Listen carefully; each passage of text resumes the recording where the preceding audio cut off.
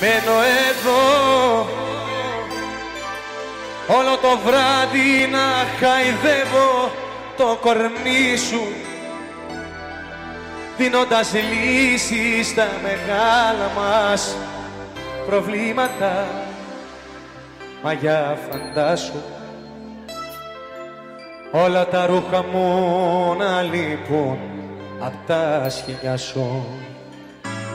Μα για φαντάσου διπλό κρεβάτι η μεριά σου.